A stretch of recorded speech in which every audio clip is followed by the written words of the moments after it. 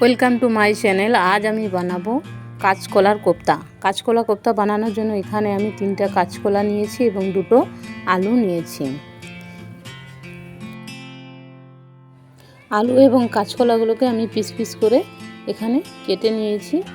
ছালটাকে আমি ফেলে দিয়েছি এবং ভালোভাবে ধুয়ে নিয়ে আমি প্রেসার কুকারে সিদ্ধ করতে দিয়ে দেব।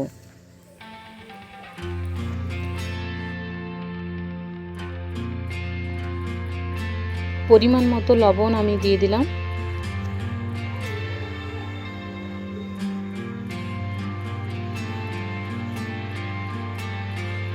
আমি এখন জল দিয়ে দিয়েছি পরিমাণ মতো এবং কাঁচকলাগুলোকে আমি সিদ্ধ করতে দিয়ে দিচ্ছি।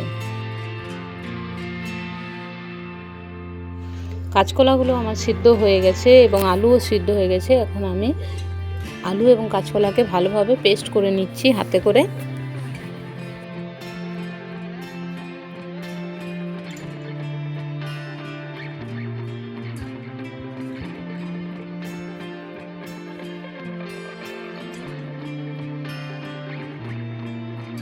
মশলা হিসাবে এখানে আমি অ্যাড করছি জিরে গুঁড়ো,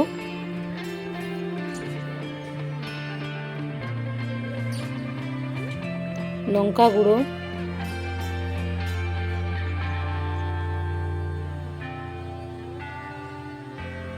ধনে গুঁড়ো,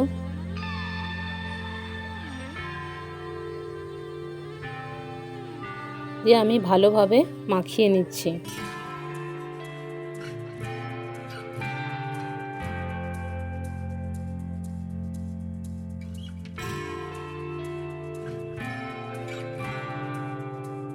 এখানে আমি 2 চামচের মতো বুটের বেসন দিয়েছি, দিয়ে বুটের বেসন দিয়ে মাখিয়ে নিয়েছি। এখন হাতে আমি তেল দিয়ে, কারণ তেল না দিলে বড়াগুলো পাকানো যাবে না, এভাবে ভালোভাবে বড়াগুলোকে আমি এক এক করে পাকিয়ে নিচ্ছি।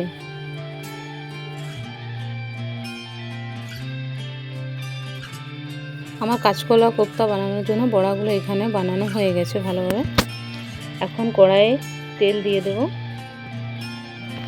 তেলটা গরম হয়ে এলে আমি কাঁচকলার যে বড়াগুলো বানিয়ে রেখেছি সেগুলোকে ছেড়ে দেব।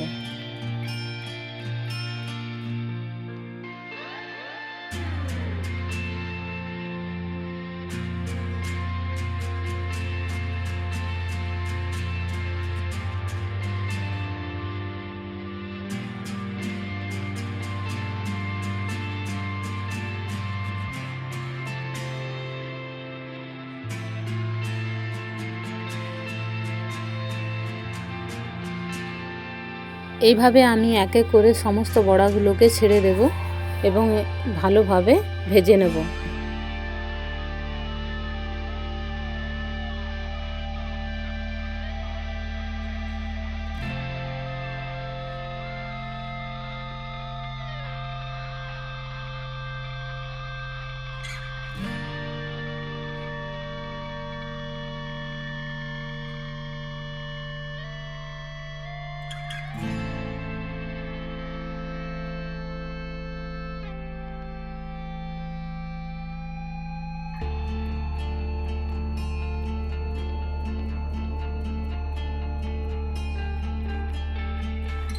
ভাজা হয়ে গেছে, এখন আমি নামিয়ে নিচ্ছি।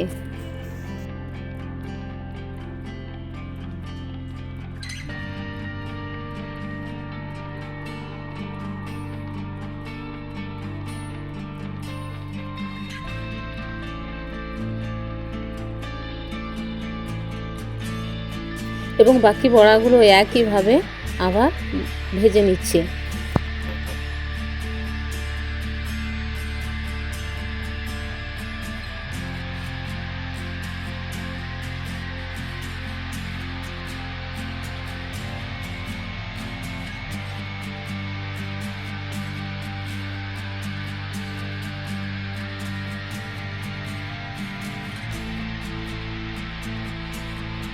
এখানে আমি একটা আলু পিস পিস করে বনিয়ে রেখেছিলাম, সেটাকে তেল দিয়ে ভেজে নিচ্ছি।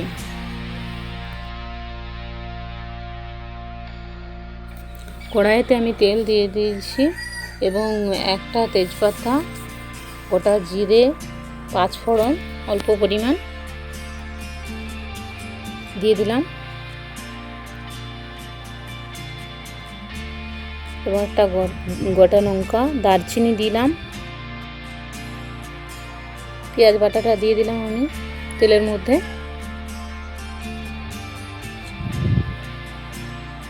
আদা বাটাটা দিয়ে দিলাম, রসুন বাটাটা দিয়ে দিলাম এবং এগুলোকে একসাথে আমি ভালোভাবে ভেজে নেব।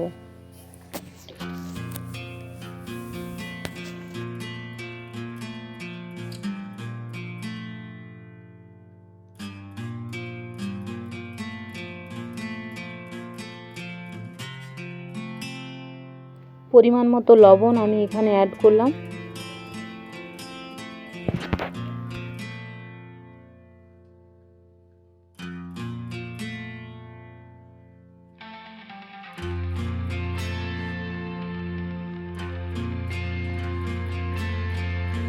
এখানে আমি ছোট চামচের 2 চামচ হলুদ গুঁড়ো দিলাম।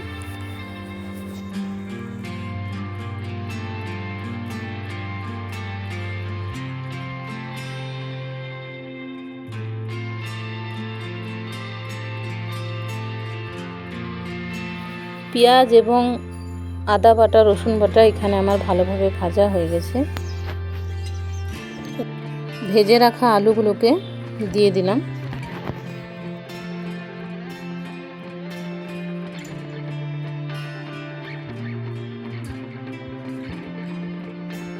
টমেটোটা, হাফ টমেটো এখানে আমি দিয়ে দিলাম।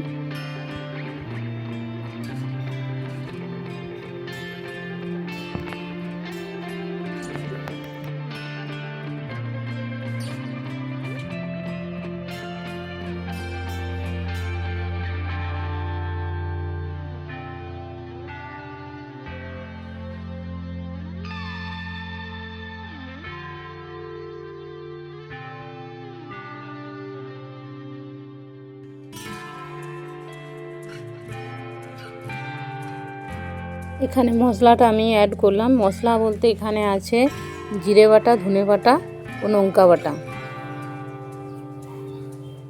মশলাটাকেও আমি ভালোভাবে ভেজে নেব।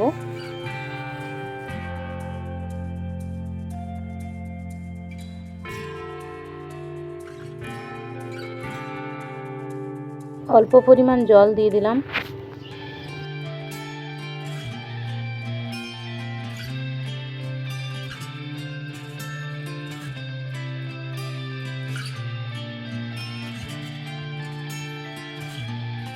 স্বাদ মতো চিনি দিয়ে দিলাম।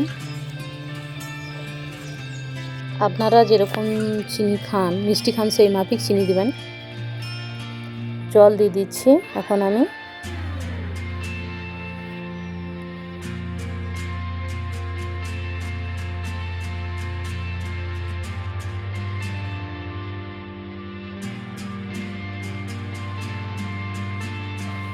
স্যুপটা ফুটে এলে আমি কাঁচকলার বড়াগুলো এক এক করে দিয়ে দেব।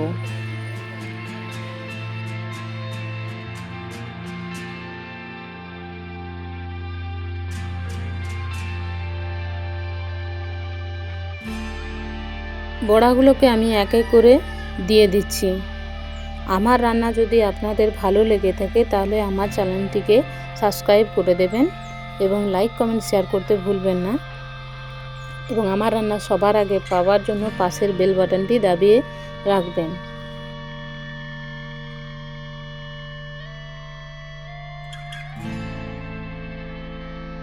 বড়াগুলো দেওয়ার পর বেশিক্ষণ ফোটানো চলবে না। 2 মিনিটের মতো ফুটিয়ে নামিয়ে নিতে হবে, না হলে বড়াগুলো ভেঙে যেতে পারে। আমার রান্নাটি যদি আপনাদের ভালো লেগে থাকে প্লিজ প্লিজ প্লিজ আমার চ্যানেলটিকে সাবস্ক্রাইব করে দেবেন।